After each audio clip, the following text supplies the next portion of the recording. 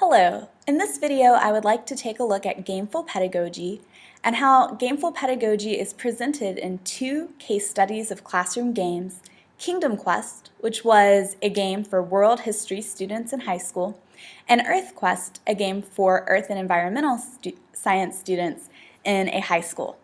So to start with, I'd like to take a look at one definition of gameful learning.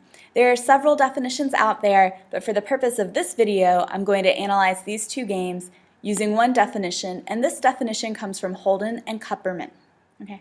Holden and Kupperman define gameful learning as being characterized by three elements: an attitude accepting constraints to make possible enjoyable play, identity play with multiple real-world and virtual selves revealing new capacities, and ignorance that embraces questions to transform learning.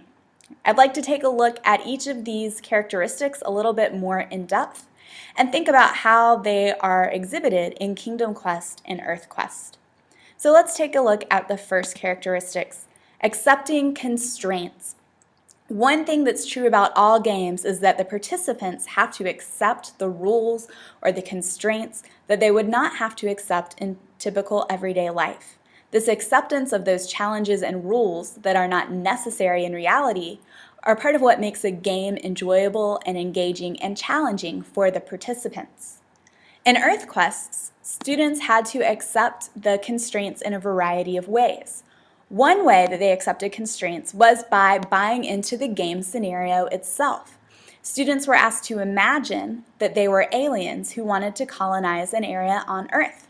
And therefore, they had to think through the lens of aliens, rather than just learning about concepts in earth science like carrying capacity or different types of biomes or environmental impact. Students had to apply understanding of those learning goals and then apply them to situations in which someone who is wanting to start a new colony would think about them.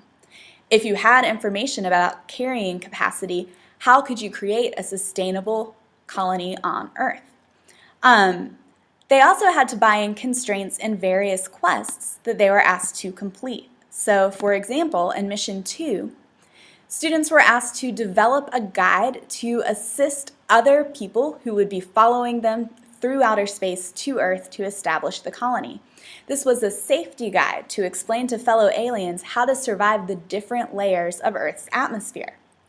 Students had to buy into the scenario and develop a guide for other people who followed them rather than just showing their understanding of the layers in a typical way like a worksheet or a diagram. This is a lot more in depth, and they have to accept the imagination, buy into the game to complete these tasks.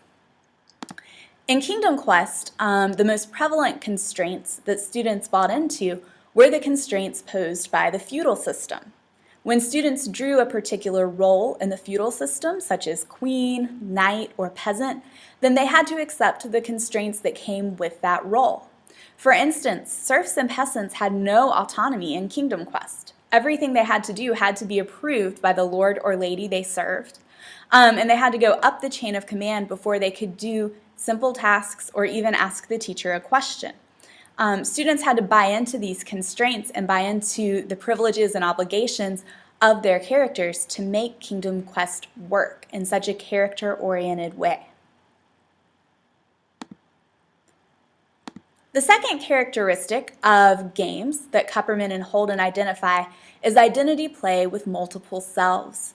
We see this in a variety of ways in games. One way that it's very prevalent is in online games or games facilitated by technology, because players easily assume a second character in video games or computer games or multiplayer online games. But you also see it in games that people play in person, whether they're, again, role-oriented games or even simple games like Monopoly.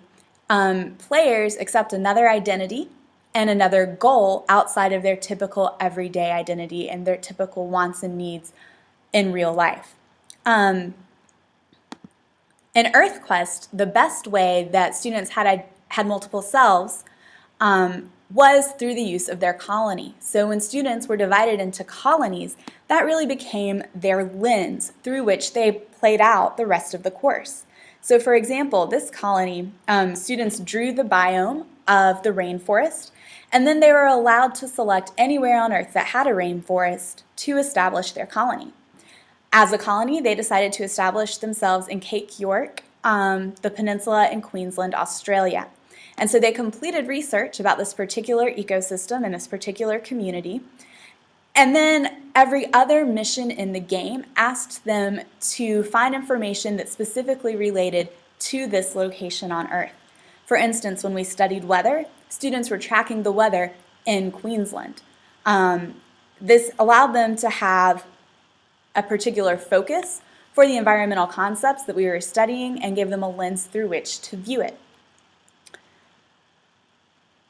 A second way, or a second example, would be in Kingdom Quest. So in Kingdom Quest, students were actually assigned a particular role and developed a character from that role in feudal society.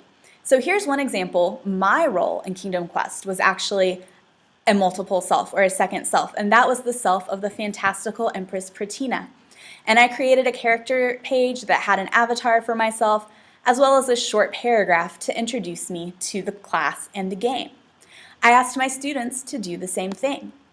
One of my students became Sir Harrison Porter, and one assignment he did was to actually write a journal. This covers a week in Sir Harrison Porter's life, what happened to him each day when he was fighting in the Crusades. A second example of this is Queen Draper. And so you can see here she has her avatar, a short description, and then goes on to look at I wonder questions for a second part of the unit. One more thing I want to mention about multiple selves is that because we used a wiki to facilitate both of these games, students also had multiple selves in the idea that they were participating in class in analog aspects of both of these games. For instance, I mentioned in Kingdom Quest that just like they had a character on the wiki, those characters extended into the classroom, and students actually referred to one another by their Kingdom Quest names and followed similar rules for feudal society with their interactions in the classroom.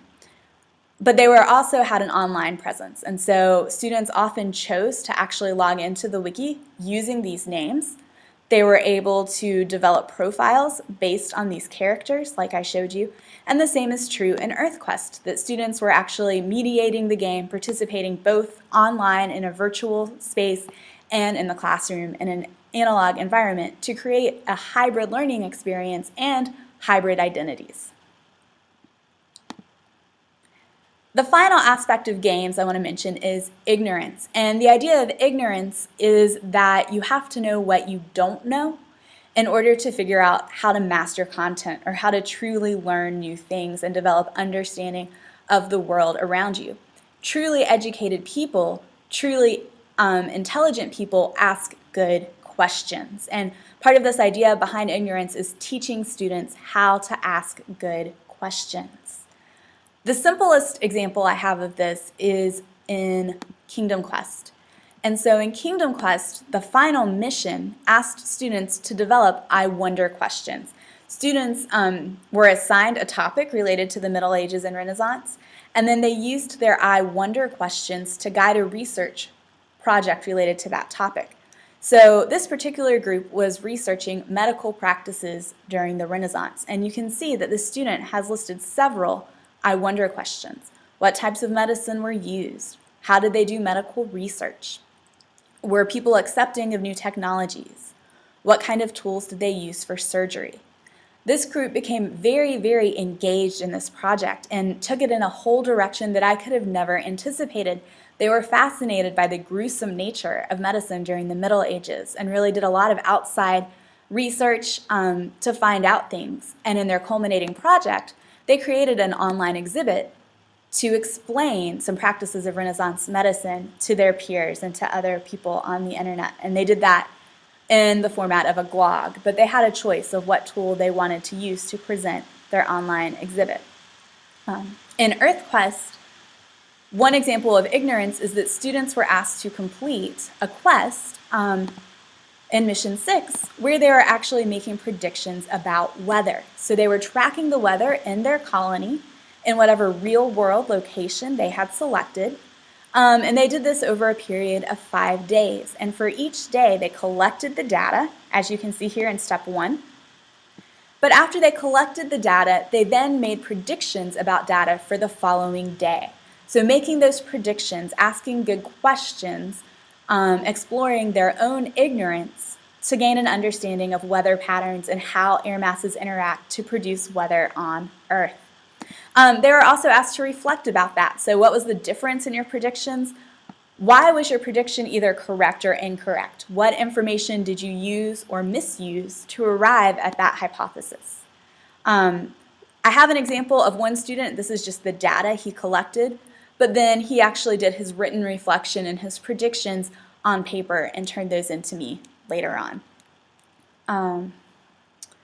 So reflecting about these 3 areas of gameful pedagogy is one way you can think about developing your game.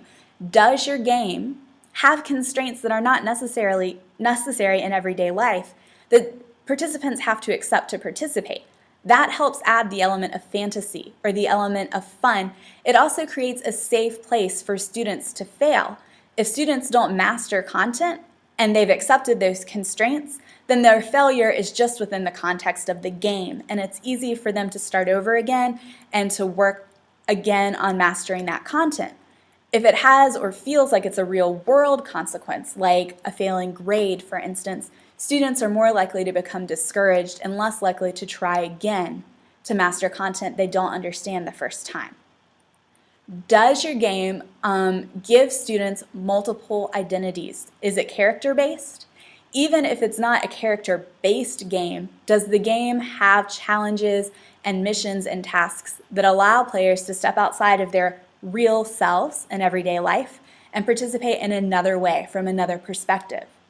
And does your game encourage ignorance and encourage good questioning? Because this helps students to become responsible for their own learning.